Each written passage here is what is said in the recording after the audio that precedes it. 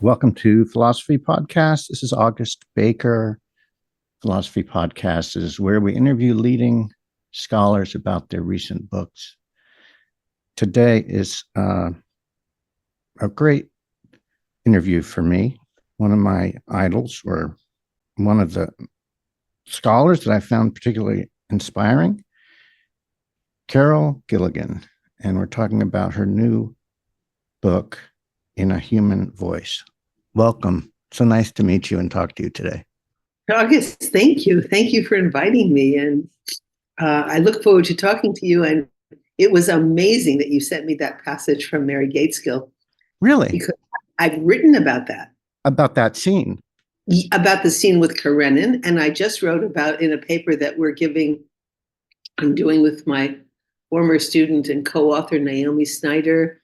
Yes. And a woman named Yael Hellick. We're giving it the William Alanson White Institute. I've just written again about Anna Karenina. So that was amazing that you sent that to me. I was hoping you hadn't seen it yet. Wasn't it amazing? It was amazing. In my chapter of my book, the new book, the chapter called Moral Injury, I write about that scene about Karenin. And suddenly, he became a human being, this kind of official. Right. And that sense of what seemed to him natural and good was viewed in the eyes of society as bad and improper.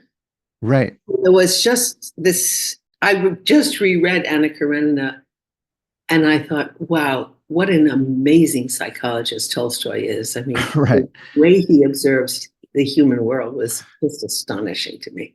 Right. So to the listeners, I had read this passage by Mary Gateskill about the same, it was a short piece, I'll include it in the notes, about she had not read Anna Karenina before, and she read it and she got to a certain point and she said she had to stand up while she was reading it because it was so stunning. And it was exactly the scene that you have spoken about many times, and several times. And she said, this book, Anna Karenina, is not about actually the person who is rebelling against society. It's actually about the way people are sacrifice their integrity to be part of society. It's kind of the opposite. It's exactly the opposite. Yeah. Men and women. I was going to talk to you about that scene. And then as I was preparing, I realized the more emotional for me, what ended up being more emotional was the scene that you talk about in Beloved. Oh, wasn't that amazing? Yeah. So let me just read that. I just put the lump in my throat. Much. I'm so moved that you were moved by what I was moved by. Your whole book is quite emotional to read, actually. I think that's true for all of your work. It's just very human. And let me just read what this section from Beloved. Of course, I always picture the movie, so I'm thinking of Danny Glover here. Speaking in Paul, Morrison writes that Paul D in his voice says, "Setha, she's fixed me and I can't break it." The passage continues. What a grown man fixed by a girl, and fucking her or not was not the point. It was not being able to stay in her house or go where he wishes. The danger was in losing Setha because he was not man enough to break out. So he needed her, Setha, to help him, to know about it.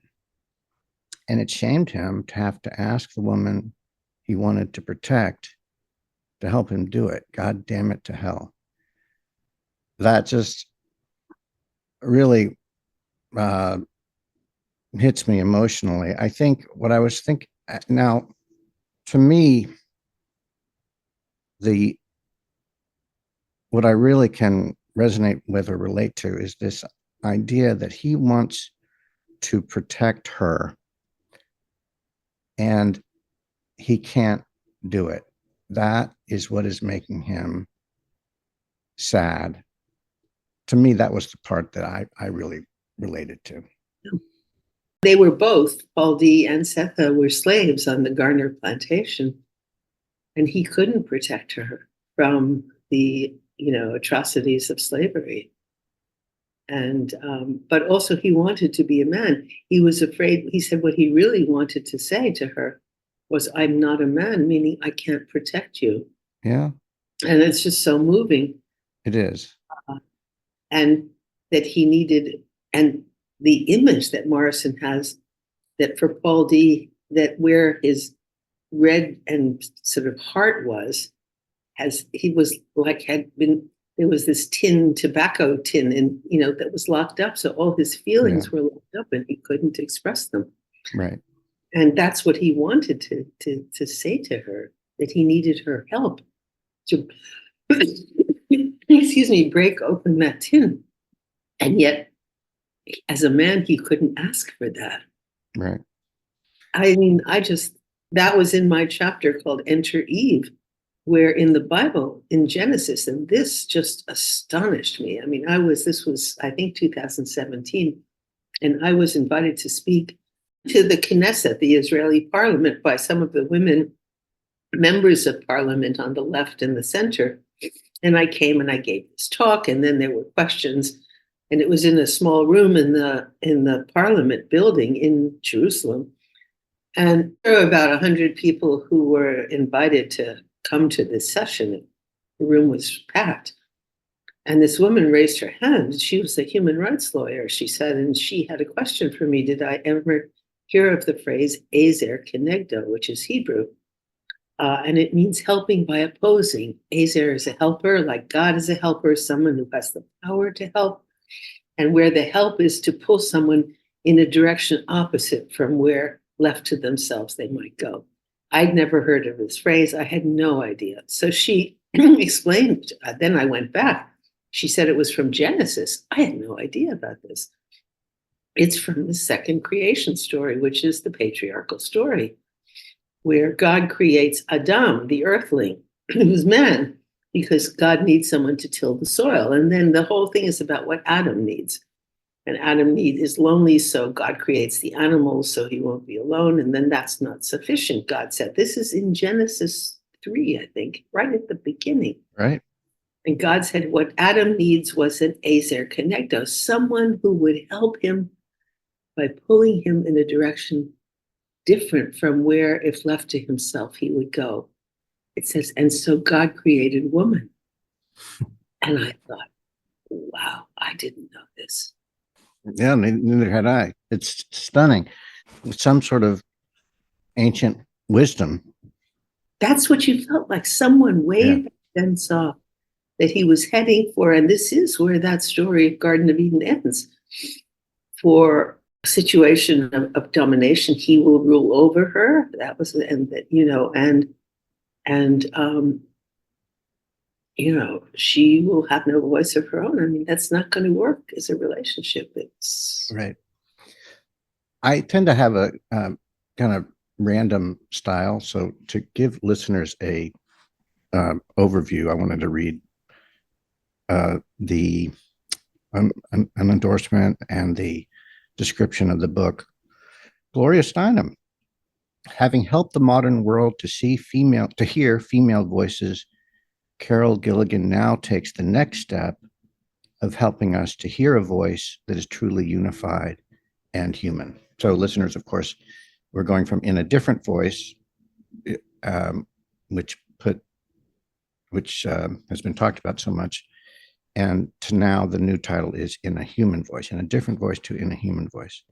And then the description, Carol Gilligan's landmark book, In a Different Voice, the quote, little book that started a revolution, brought women's voices to the fore in work on the self and moral development, enabling women to be heard in their own right and with their own integrity for the first time.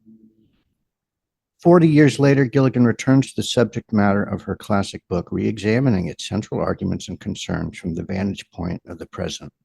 Thanks to the work that she and others have done in recent decades, it is now possible to clarify and articulate what couldn't be seen or said at the time of the original publication, that the, quote, different voice the voice of care ethics, although initially heard as a, quote, feminine voice, is in fact a human voice, that the voice it differs from is a patriarchal voice. By patriarchal here, we mean bound to gender binaries and hierarchies. And that where patriarchy is in force or enforced, the human voice is a voice of resistance, and care ethics is an ethics of liberation. While gender is central to the story, Gilligan tells this is not a story about gender, it is a human story. With this clarification, it becomes evident why, in a different voice, continues to resonate strongly with people's experience, and perhaps more crucially, why the different voice is a voice for the 21st century. Do you write, does the author write these summaries, or Oh, no. do you have any reactions to that? Sometimes authors think that was No, I maybe, thought it's actually, pretty good, I thought. Yeah. I think it's incredibly good. And I'm eternally grateful to Harvard Press for calling my book the little book that started a revolution and that made women's voices heard for the first time in their own integrity and with their, in their own right and with their own intent. I was so grateful. The editor at Harvard Press wrote that. And then the Times Literary Supplement this year, in December, when they do best books of the year, Yeah. named In a Human Voice one of the best books of Isn't that great? 2023 Yeah. and called it essential reading for our time. And I was so moved by that. I No, mean, well, I absolutely. didn't write this. No. I mean, I tell you, as reading your books, one of the things that comes across is you seem humble. Like this is like you're not out there promoting yourself. So that when I take it that this, yeah, you are really like, wow, this is great. They said oh, I this. really was. Oh, I'll tell you, honestly, and I say this somewhere, when I wrote In a Different Voice, the original essay and then the book, Yeah. it's the first thing I ever wrote just for myself. It was a year when we had moved from one suburb of Boston to another. So for our three children who were young then, it was like moving from one end of the world to another because Sure. of new schools and new Yeah. friends. And I stayed home that year to help them adjust. And I had interviewed, I had a small research stipend and I interviewed pregnant women. This was in Boston, who were thinking about abortion right in the immediate aftermath of Roe v. Wade, after the Supreme Court said to women, you have a right to make this decision, you have moral agency, and so forth. And these were women from storefront clinics in the South End of Boston and from pregnancy counseling services, preterm and Planned Parenthood, and so forth. So I was sitting at home reading through these interviews, and In a Different Voice, the essay was the first thing I ever wrote for myself to try to make sense of something that had been puzzling to me. And I tell you, August, I thought nobody would be into. I mean, it was a voice in my head saying, "You want to know what I really think about the psychology I was teaching?" And I wrote this because I thought actually nobody was interested in what I really thought, so it felt relatively safe. And I had no intention to publish it. I wrote it for myself. Wow. When it started circulating among my students, I gave it to one and they gave it to another. It was like samizdat. It started circulating. And one of my students was on the Harvard student-run Harvard Educational Review, like law review. Right. And he took it, he said, could I take it to the Ed Review? I said, sure. I wasn't invested in that. I mean, you're right. I was a mother of three little children. I was politically active. I was a modern dancer, and I was teaching part-time because I'd had such amazing teachers at Swarthmore. And it was a way to earn some money. And my husband was a resident and he didn't earn very much money. And we had three children. So he takes it to the Harvard Ed Review and it comes back with the word rejected.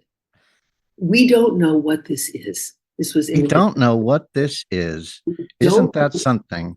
So that got my back up. And I thought, you don't know what this is. I will add headings. So I add headings and I send it back to them. So they keep it again. And then it comes back again. And they said, ah, now we see what this is. This is not social science. If you Doesn't will, fit a box for us. Yeah.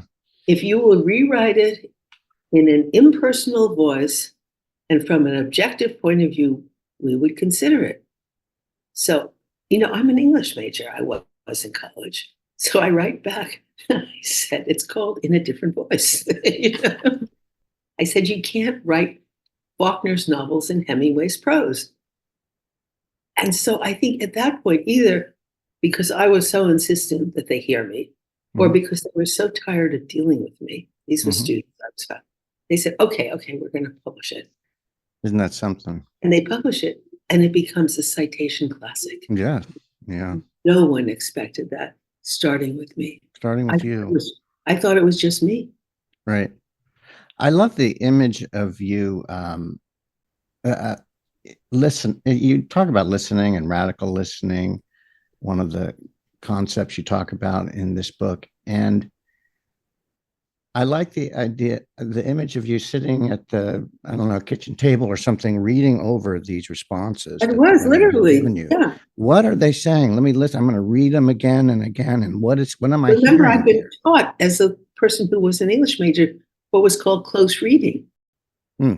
So I said, listen, and I remember my friend Dora Gilligan came over. This was in my kitchen. And I said to her, Dora, she was a graduate student in the human development program at Harvard. So she knew the same psychology that I was teaching. I said, Dora, I think I understand why psychologists have so much trouble understanding women. Which they all did, and they all said they did. They all said they did. Right, yeah. And she said to me, and I think this is really important, and I sort of say this in part to other women. She said to me, that's really interesting. Why don't you write about it? In other words, someone was interested. Absolutely. You know what I mean? So crucial. One person even, yeah. That's right. So I remember I put a piece of yellow paper, I was working with yellow paper at that time, into my typewriter, and I typed In a Different Voice on the top of it. And that was...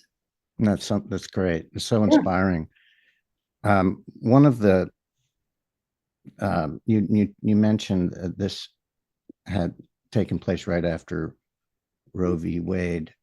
And you point out that you're writing this now. There's this poignant. You're writing this now when Roe v. Wade has been reversed. That's one of the poignant aspects of this.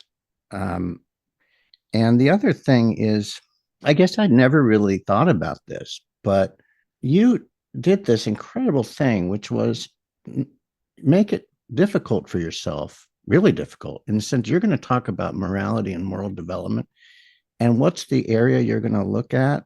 Abortion decisions, right? That's not, as you say, where anyone would think the angel in the house is going to make a decision. She sure is. That's not what she's doing. Yeah. But that was an accident of history, because I had the thing that where I started was, and again, I think it's important that I came from literature. I was, in psychologists, they use hypothetical dilemmas. Like, if you were in a lifeboat, what would you do? And I mean, how many people have ever been in a lifeboat, So you could say anything, but it's not real. And where I started was I was teaching, this was in 1970, was right after Kent State, when the students were shot, but I mean, it's very relevant right now, given what's going on on campuses. And 4 students were shot and killed by the National Guard. And what was interesting at the time, that year at Harvard, it was so shocking that students who were just demonstrating were shot and killed by the National Guard. Harvard that year, this is 1970, calls off final exams and cancels graduation. They say, basically, if this is going on, we can't continue business as usual. We have to say, what's happening? So there was a demand for courses that would deal with these moral issues. And Lawrence Kohlberg, who was a professor in my department, taught a course on moral and political choice for Harvard sophomores. This was in 1970, in the fall. And he asked if I would be a teaching assistant. So I said, sure. So I was running a discussion section. And the men, the Harvard students, in my section were very outspoken about the injustice of the Vietnam War. I mean, that was most of their positions. And then I remember there was a week where we came to the question of the draft, because it was the Vietnam War draft, and all of these students, when they became seniors, would be eligible for the draft. And should they resist the draft, which meant going to jail or going to Canada, this was not just a kind of, I'd say, here's my moral position. Yeah. It was going to completely disrupt their lives. Or would they actually go into the draft and fight this war, which they thought was unjust? And they became silent. They suddenly wouldn't say anything. And I became very interested about this silence on the part of these men students, these very articulate Harvard undergraduates. And I discovered the reason for their silence is they're thinking about what they were actually going to do when faced with the draft depended not only on these principles of justice, but on how it would affect them, people they cared about and their relationships. And so they were thinking about emotions and relationships that meant a lot to them. And they knew in Kohlberg's 6-stage theory of moral development, to think about relationships and feelings was stage 3. That's not very high in 6 stages. Right. And it's the stage that women were at. So instead of sounding like women and sounding like they weren't very morally developed, I mean, these guys had integrity. They said nothing. Right. They were not going to be hypocritical. So then I thought, okay, they're sophomores. In 2 years, they'll be seniors and they'll be actually facing the draft. That would be in 1973. I'm going to interview them when they're seniors and facing the draft. Then in 70, so that was my plan. I had to study. I had some graduate students who were going to work with me. And then in 73, President Nixon ends the draft. That's the end of my study. So I thought, oh, too bad. And as I'm telling you, I wasn't that invested in like rising in the academic world and getting tenure because I had been troubled by this psychology. I came from literature. I mean, it was Tolstoy who affected my way of seeing the world. Right. So, and Virginia Woolf and so forth. So then the Supreme Court in Roe v. Wade legalizes abortion. And I think, oh, here's another situation where people have to make a choice. You have to go one way or the other. Like at the draft, you either go to jail or Canada or you go into the army. Right. Here, you either having a baby or you have an abortion. And so the roads diverge. And I was interested literally in the question, who is the I in the statement, what am I going to do? What is that sense of self? And do people bring in moral language, words like should and ought and right and wrong, in thinking about whether to go this way or that way? So I thought, here's another situation where people come to a public place, in this case, pregnancy counseling services, clinics, and have to make a decision in a finite period of time. So it was amenable to my research. So I thought, I'll interview these people. And I was completely blind to gender. I had no idea. And the fact that it was abortion didn't even occur to me, that this was odd or strange. These were just other human beings making a decision. Right. And suddenly I find myself in a field that had only listened to men. Kohlberg's whole theory was based on the study of 84 white boys interviewed over a period of many, many years, controlling for social class. So that was his work. And suddenly I find myself at this time, after the court has said to women, you have a legitimate voice and you have moral agency. And here I am interviewing women. Psychologists had never interviewed women about moral decisions. And it was in that context that I heard a voice that differed from the public abortion debate. It wasn't right to life or right to choice. Right. And from the voices of psychological theory that I was teaching, Freud and Piaget and Erik Erikson, who I also worked with, and Larry Kohlberg. And I wrote, here's a different voice. And boy, is it a real world decision. I mean, those are messy decisions. They're just, there's no clean moral outcome that's what the women said. There's no way of acting that isn't going to be hurtful. So there's no good way to act. So the question is how to choose when there's no way of hurting, of acting that isn't going to cause hurt. Right. And the interesting thing and the revolutionary thing at that time, given the culture, was for a woman to say, I am going to take responsibility for having agency in a situation where whatever I do, it's going to do harm. And I'm not going to assume that if someone has to be hurt, it should be me. Right. I'm actually going to put my interest in the calculation.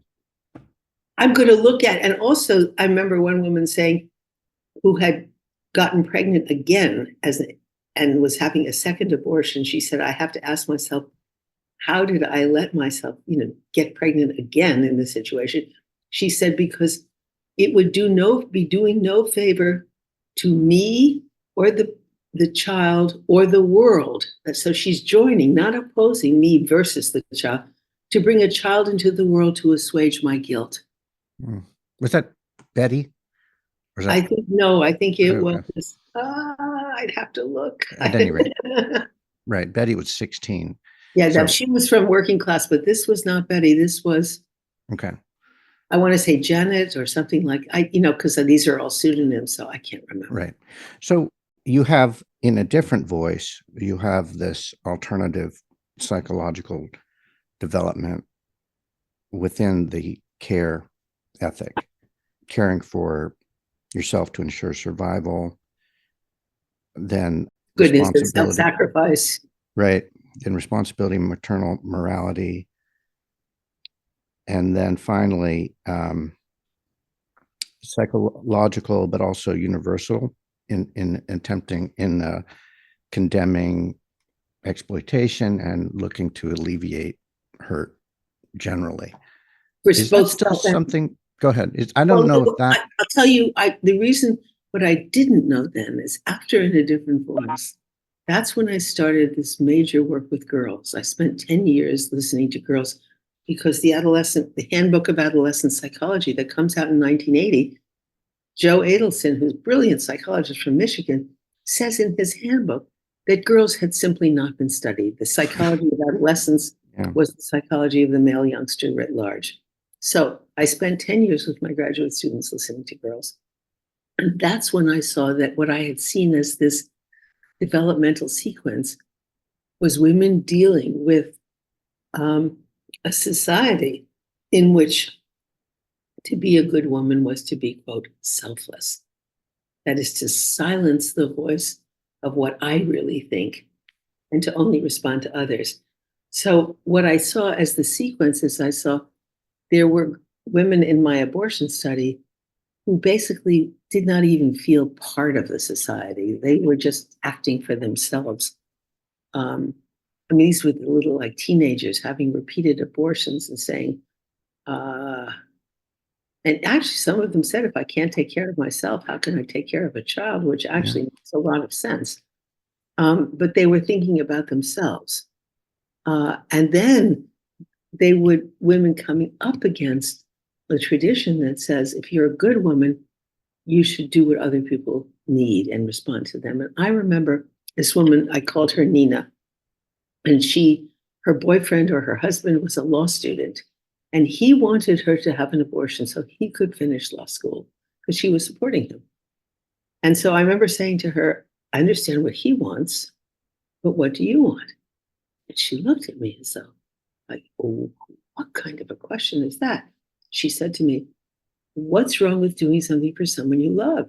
And I said, nothing. But what do you want? What do you want? Yeah. And then I started saying to women, if it's good to be empathic with people and responsive to people's needs and concerns, you're a person. Why is it selfish to respond to yourself? Because I heard women call whatever they wanted to do selfish. If she wanted to have the child, that was selfish. If she wanted to have an abortion, that was selfish. What was good was to do what other people wanted her to do or thought she should do. So I said, why is it selfish to respond to yourself? And in that historical moment, that's the road decision, I think. Woman after woman said to me, good question. Mm-hmm. Yeah. It was like, whoa. I wrote that down and I kept thinking about that also, that that she says, what's wrong with doing something for someone else? Nothing. What do you want? That's powerful. And I actually have a question about that. Now, when you talk about radical listening, I understand it's replacing. This is one of the hopeful parts of your book, kind of things, ways we can make things better. You mentioned radical listening, looking at through things through the lens of initiation and resistance, and this idea of emperor's new clothes. We can break out of dissociation. In terms of radical listening, I understand replacing judgment with curiosity. I understand, I think, listening to the undervoice. Now, in your interviews, you also point out that you do things like that, or you started to do things that were not, that might be called Totally. leading. Do Right. you really feel that way when you heard something inane? Really? Do you really feel? Is that also part of radical listening in Oh, your? sure. Yeah, Okay. because, and I mean, because I could easily, I mean, I remember I was working in the public schools with girls who were often from working class families, and I would hear things that I could use that to confirm the worst stereotypes about low social class girls, that they're like valley girls, that they're, and I thought, before I do that, let me find out. Is like, is that true? Do you really believe that? Do you really? And then I started to hear the words actually, really, Yeah. and the phrase to be honest. What I would say if I were to be quite honest. Yeah. So Isn't then this? that's when I started to say there is a voice, there's an honest voice, a voice that says what I really think and how I actually feel, that goes undercover.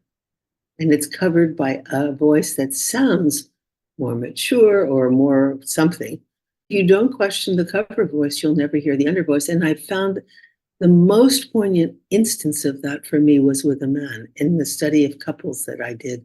Yeah. And there was this husband. He and his wife were leading members of their church. They were both very progressive and pro, feminist and so forth. He believed she should be involved. They had children. He was a very successful businessman. And then he suspected that his wife was having an affair with one of the people at her work. And he asked her, "Are you sleeping with a guy?" And she wouldn't answer the question. I remember I said to him, why ask her if you know? I mean, the fact that she didn't answer does tell you something. That does, yeah. But, that got me nowhere. I mean, that really got me nowhere. So then he said to me, because I think he was probably getting a little impatient with me, "It's the ultimate nightmare," he said to me, "her in the arms of another man." And it's not like I don't know Western literature. I know that's the rationale for the Iliad. I mean, you can do you could, until in living memory for you and me, you could kill both the wife and her lover without suffering much of it in this kind. But I actually, in truth, could think of worse things. I mean, I honestly can. I can think of worse Sure. things that happen to you. So it was a real question when I said to him, "Why is that the ultimate nightmare, her in the arms of another man?" And his response blew me away. He said, "The ultimate nightmare, really, for me, there's the word, was not being able to show her how I really feel." There it is again. To be a family man and to open my heart and to love her. And I thought, wow, you know that? Then you understand the problem in the marriage. If you can't show her that you love her, if you can't show her how you really feel, what do you expect her to do?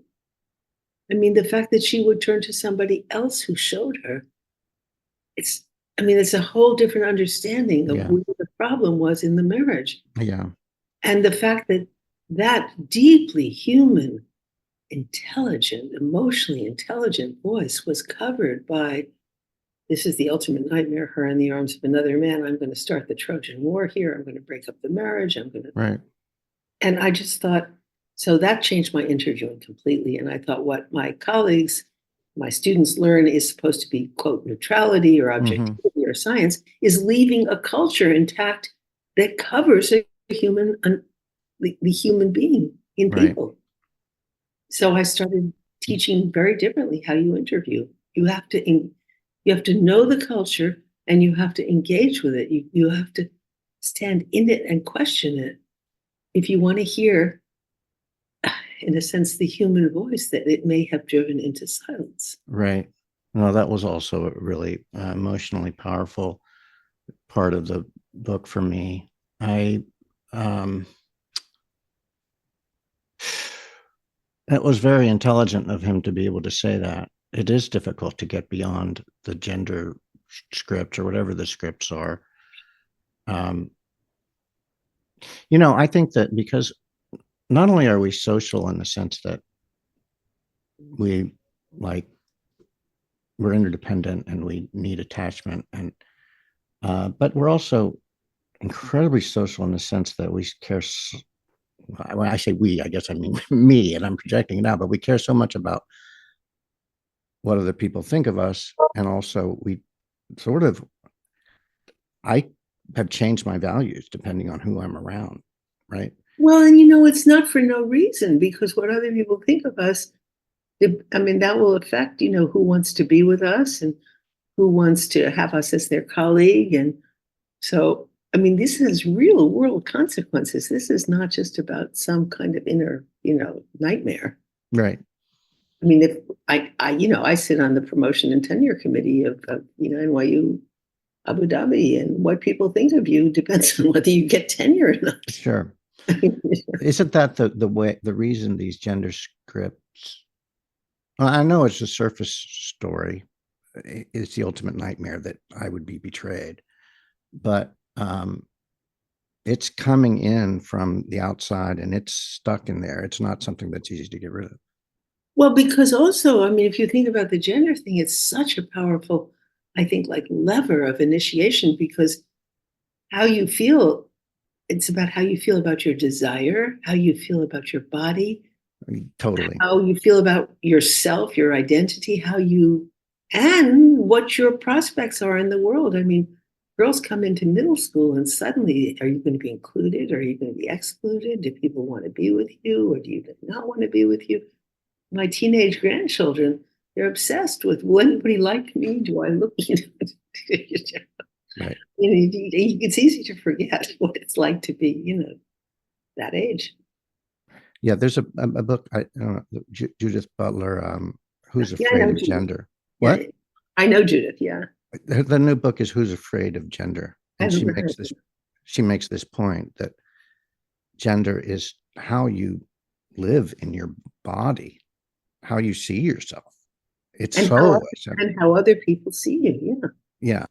In terms of radical listening, I'll ask you, I've only done this once before, but you dedicate this book in memory of my mother, Mabel Camines Friedman, who taught me to listen for the voice under the conversation.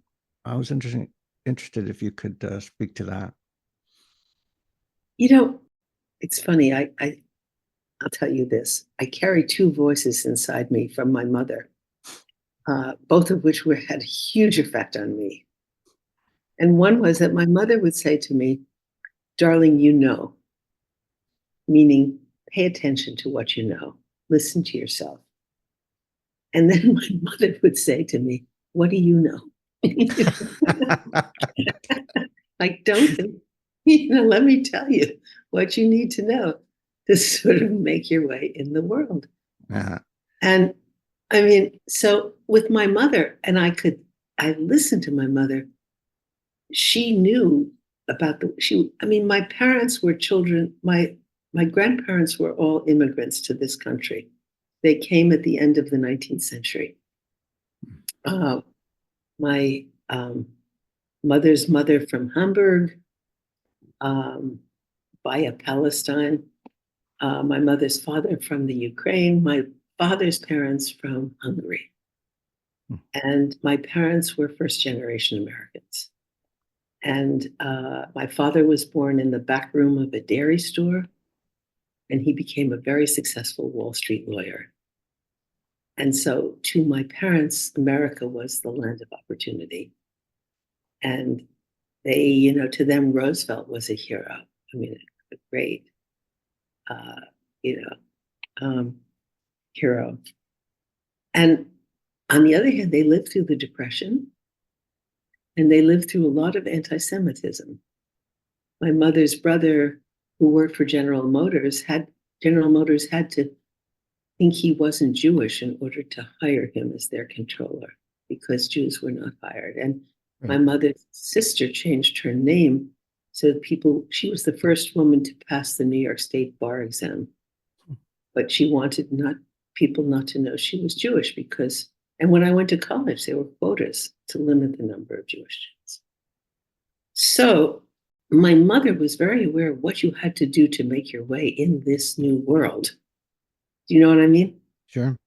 I mean, she had to learn. And you can imagine my father rising he went to Cornell on a Regents scholarship, and he went to law school at night of how you make your way in a culture that is also discriminating against you because you're Jewish. And so my mother thought it's very important, what do you know? Don't make any mistake. Don't think, this is how the world works. And at the same time, hold on to what you know. And it's interesting. It's what W.E.B. Du Bois writes about as double consciousness, that you have to learn how the world sees you and you have to hold on to your own way of seeing. And it was my mother who basically taught me that kind of double listening. Right. Interesting. And I realized in writing this book, I thought, where does this all come from? And it comes from my mother. Interesting. Right.